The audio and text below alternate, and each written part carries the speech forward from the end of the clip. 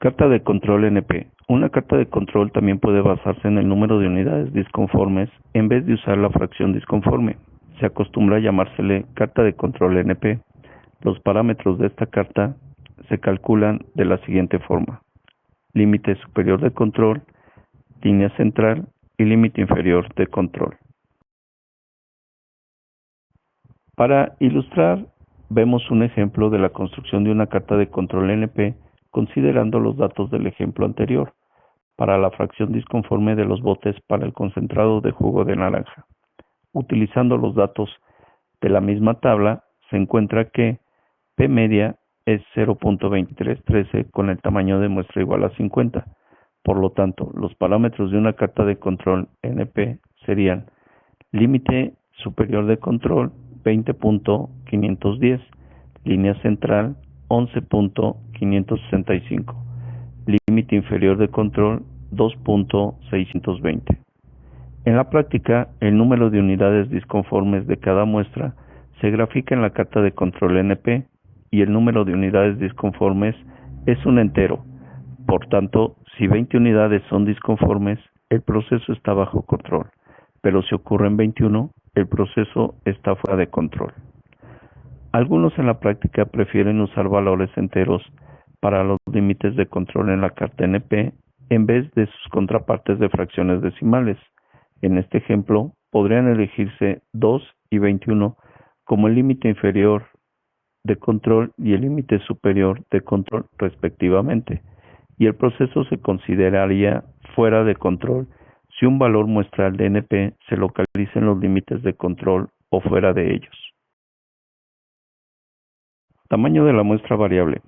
Hay tres enfoques para construir y operar una carta de control con un tamaño de la muestra variable. El primer enfoque, y quizás el más simple, consiste en determinar los límites de control para cada muestra individual con base en el tamaño específico de la muestra. Para ilustrar este enfoque, consideremos los datos de la tabla siguiente. Para las 25 muestras se calcula que P media va a ser igual a 0.096. Por consiguiente, este será la línea central. Y los límites de control son: límite de control superior va a ser igual a P medias más 3 veces sigma estimada subíndice P estimado. Y el límite inferior será P media menos 3 sigma estimada subíndice P estimada, donde sigma estimada P estimada es la estimación de la desviación estándar de la fracción disconforme muestral de P estimada. Los cálculos para determinar los límites de control se presentan en las tres últimas columnas de la tabla siguiente.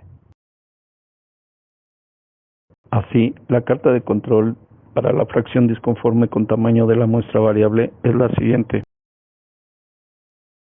Límites de control basados en el tamaño de la muestra promedio.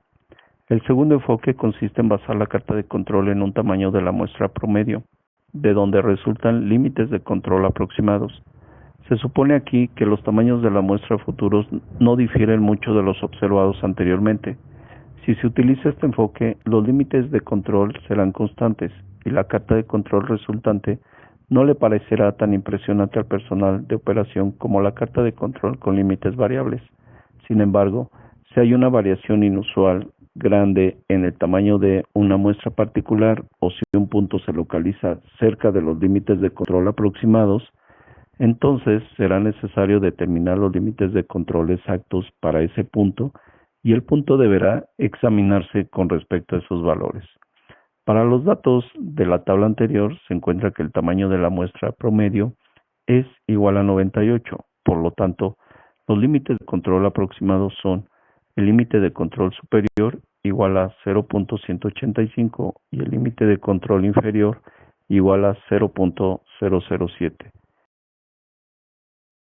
En la figura se muestra la carta de control resultante. Obsérvese que P estimado para la muestra 11 se localiza cerca del límite de control superior aproximado. Parece estar bajo control. Carta de control estandarizada. El tercer enfoque para tratar un tamaño de la muestra variable consiste en usar una carta de control estandarizada, donde los puntos se grafican en unidades de desviación estándar. Esta carta de control tiene la línea central en 0 y los límites de control superior e inferior son +3 y -3 respectivamente. La variable graficada en la carta es ZI, donde P o P media, si no se da un valor estándar, es la fracción disconforme del proceso en el estado bajo control. Los cálculos asociados con esta carta de control se muestran en la siguiente tabla. En la siguiente figura se muestra la carta de control estandarizada para los datos de la tabla.